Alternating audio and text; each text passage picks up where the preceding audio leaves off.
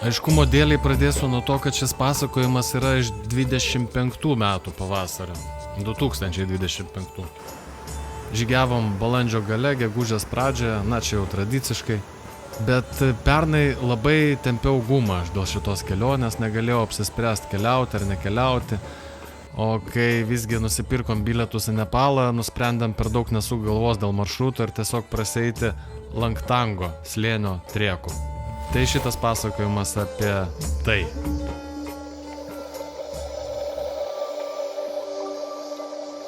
Sakoma, kad Langtang vardas gimė iš istorijos apie vienuolį, sekusi pasiklydusi jaką per Himalajų slėnius. Kažkokio tokio pasiklydimo mintise ir planuose tuo metu jaučiau ir aš. Tad pradėsiu sarkastiškai. Good morning. How about good day? What a beautiful weather. Beautiful weather, beautiful country. Beautiful day. Yes. Beautiful day. Beautiful country also. Beautiful lakes. Country, yes. Beautiful views. Beautiful life. Come now. Na, o jei apie viską nuo pradžių, tai keliavom net šešiese. Tai aš, bičiulis iš karate Dalius, jam tai buvo pirma kelionė į Nepalą. Kartu, aišku, video žurnalo bendraautorius Giedrius, su kuriuo nuo pirmos kelionės į Anapurną kartu žygiuojam, filmuojam. Jis šį kartą keliavo su savo dukra Saule. O jau Katmandu susitikom su mano broliu ir su jo sūnum Simonu, kuris jau ne naujokas Nepale. Langtango slėnis, kuriuo keliausim, yra visai netoli Katmandu. Pats trekas anot visų įmanomų šaltinių lengvas ir trumpas. Taip pat labai populiarus tarp keliautojų. Gydo nesamdėm, nes tikrai viskas atrodė labai paprasta. Susirasti transportą savarankiškai čia joks iššūkis. A jūs savanoriai čia į galą? Į galą. Gerai, pasikeisim badu.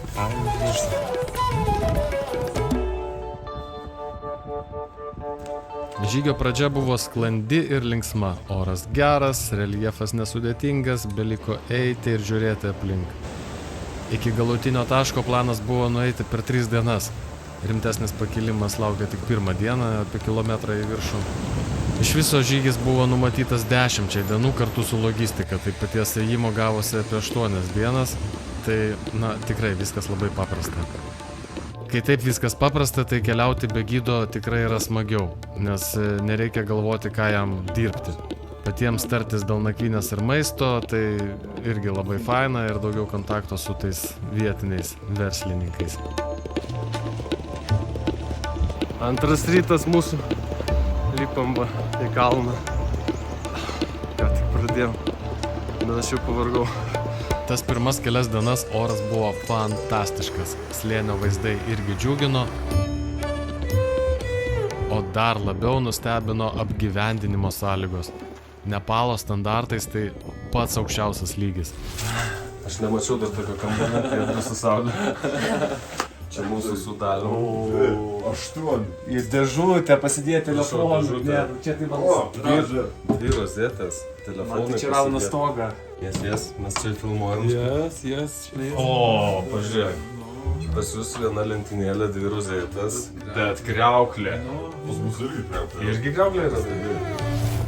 Bet didelė dalim dėl to kalta stichinė nelaimė. Lygiai prieš 10 metų, 2015 metais, bet beveik lygiai. Nepalą sukrėtė siaubingai, toksai didelis žemės drebėjimas. Labai sugriovė ir šitą vietą. Vien šitam kaime, man atrodo, apie 200 žmonių. 200 žmonių neteko gyvybių, iš kurių ten apie 40 tarptautinių turistų. Tokių kaip aš, tokie kaip mes. Tai Nepalas ir žemės drebėjimai, jo, yra tokia tema. Viskas čia atstatyta gana neseniai, kaimai pakeliui gyvi, pilni žmonių, tam daug įtakos turi ir dideli turistų srautai ir pati geografija centrinėme Nepale ir aišku atstumas iki Katmandu, kuris, tikrai nėra didelis. Įdomus dalykas, kad čia apsistosim viešbutį, kurį mums rekomendavo moteriškė, pas kurią vakar buvom apsistoję. Čia jos dukra šeimininkauja, aš su misija parodyti dukrai mamos nuotrauką, kur šiandien ryte padariau. Nu, dar neparodžiau, bet sutikau jau jos vyrą. Labai malonus vyriškis. Čia virtuvė. Viskas nauja. Sako, 6 metai viešbučiu. Keliaudamas tikrai jaučiausi lepinamas tiek kambarių kokybės, tiek maisto gausos.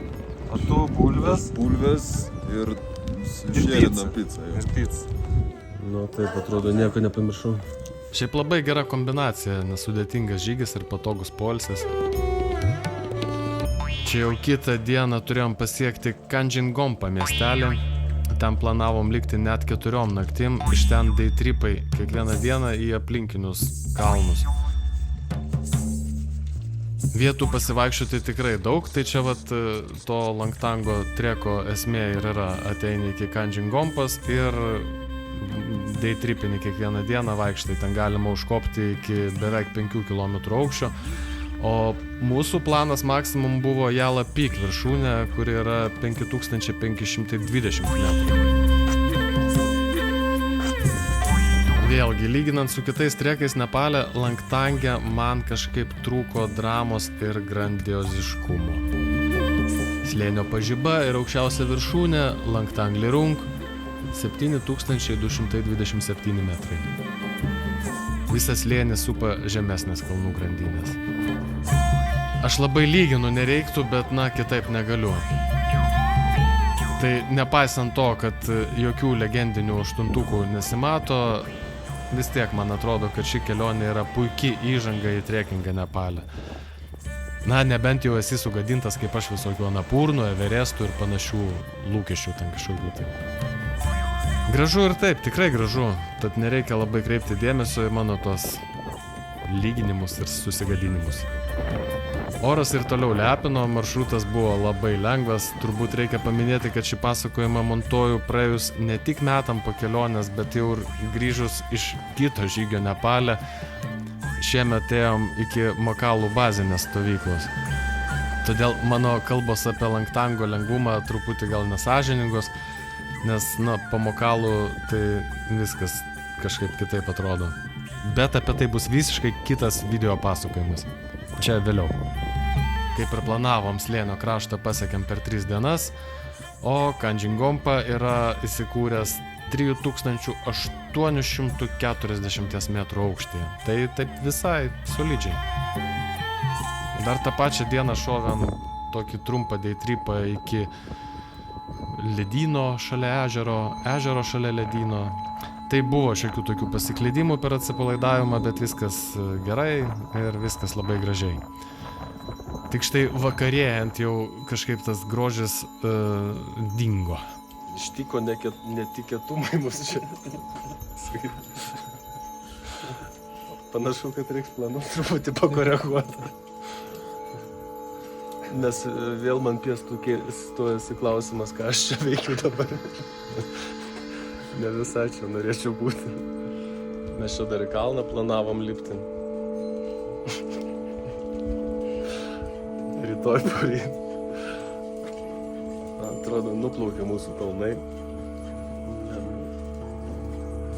O sutemus nikti ne tik, kad nenustojo, pradėjo drėbti dar smarkiau. O mes juk čia planavom likti 4 naktim. Tad po vakarienės greitai sumetėm alternatyvų planą. Nutarėm, kad jeigu ryte bus tas pats, iškeliaujam. Ryte buvo tas pats. Sniego pilna, o laukti geresnių orų vilčių kažkaip tai neturėjom. Taip vat ir subirėjo visi planai. Aišku, labiausiai gaila tai dėl neužliptos Yala Peak viršūnės. Bet pykti ant orų kalnuose tai, nežinau, prasmės tikrai nėra. Tie orai, ne tik kalnuose. Orai yra tokie, kokie yra. Iš vakaro sugalvotas alternatyvus planas, tai Gosaikundos ežerai. Realiai tai jau kitas trekas ir tai yra piligriminis maršrutas hinduistams vedantis prie šventų Gosaikundos ežerų.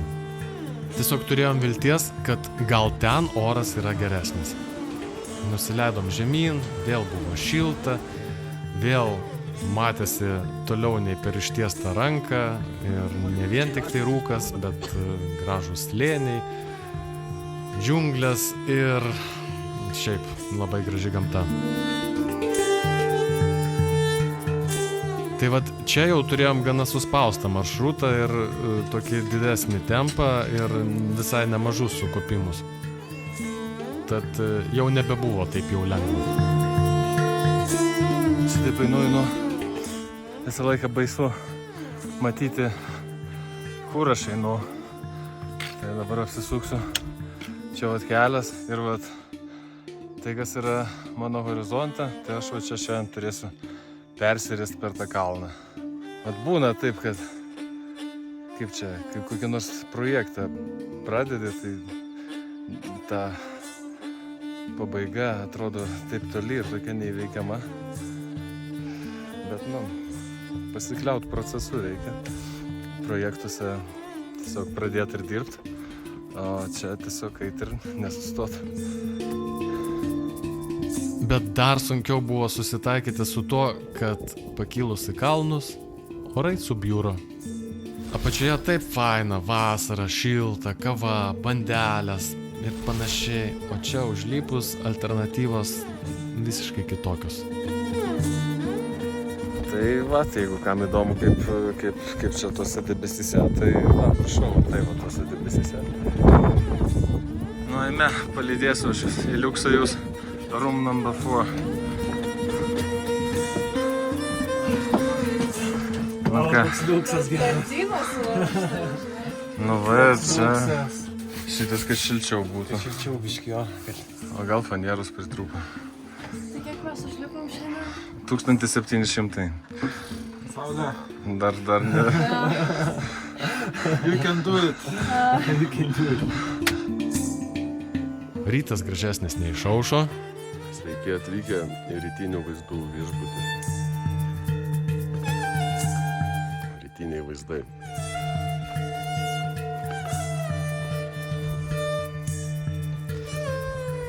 Bet iš užsispyrimo vis tiek nuėjom iki Švento ežero. Gavosi toks keistas pasivaikščiojimas, tai visokių minčių kilo. Man kažkaip tai labai su motyvacija esu. Ir čia kaip ir toks apibendrinimas visos tos mūsų kelionės. Labai jaučiasi čia neišsipildymas toks, kad nesulipom mes nei vieną iš tų 2 ar net 3 kalniukų. Nėra smagu. Bet tai ką čia dabar padarysi?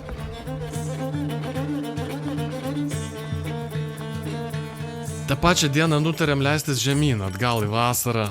Dar sustojom nakvynėm vienam kaime pakeliui, bet iš esmės tai dieną anksčiau nusprendėm grįžti į Katmandu. Nuėjom iki artimiausio miestelio ir gana greitai susiradom, kas mus parvežtų.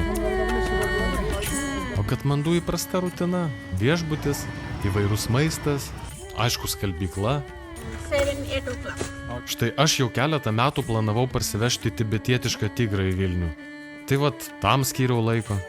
Dar pasidarėm tokią labai išsamią kultūrinę programą, lankėm šventyklas, stūpas, bandėm priartėti prie rytų dvasinio pasaulio.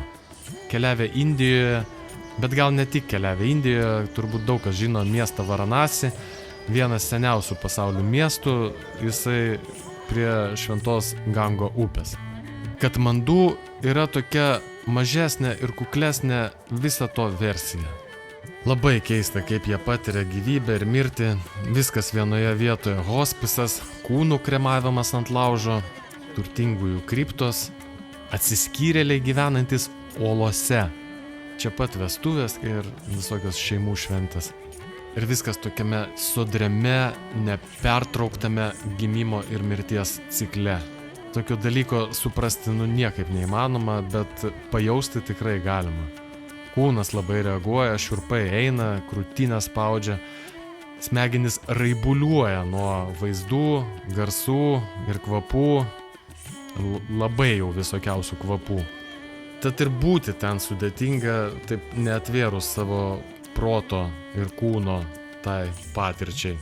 Turiu galvoje, kad priešintis ar neigti kažką, kas yra visiškai kitaip vertinga negu čia pas mus vakaruose biblinėje tradicijoje, tai, tada geriau ir nevažiuot. Bet labai irgi, man atrodo, svarbu, kad jeigu jau eini atvirų protų, tai kartu reikia pasirūpinti, kad tas protas pro atvirą lanką ir neiškristų. Nes būna ir taip. Atvirų protų į Nepalą važiavo ir mūsų kelionių naujokai, Dalius ir Saulė. Laukiant maisto buvo visai įdomu paplepėt apie pirmuosius įspūdžius. O tai kas Saulė labiausiai nepatiko? Kas labiausiai nepatiko? Tulikai. Labai nepatiko man ten filmuose tie, kur skylė tokia. Eik, tu žiauriai gerai, man tai kaip tik nostalgija tokia, žiauriai man. Žiauriai nepatiko, man žiauriai nepatiko. Ai, tada kai buvo tie purškalai, tulikai, žinai, kur vandenį purkšti. Ką padaryti? Aš jau pasipurkšti visą veidą, iš kitos pusės.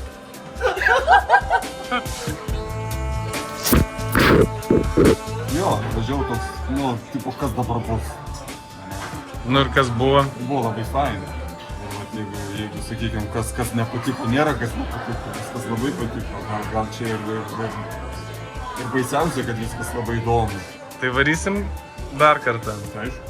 Krauju pasirašai. Jau dabar galiu pasakyti, kad Dalius pažadą tesėjo, šiemet kartu aplankėm Makalų kalno papėdę ir šlaitus. Tai anonsuoju, naujas video žurnalas tikrai bus ir šį kartą metų tempti neketinu, pats nekantrauju pasidalinti viskuo, ką tam patyrėm. Nebuvo lengva.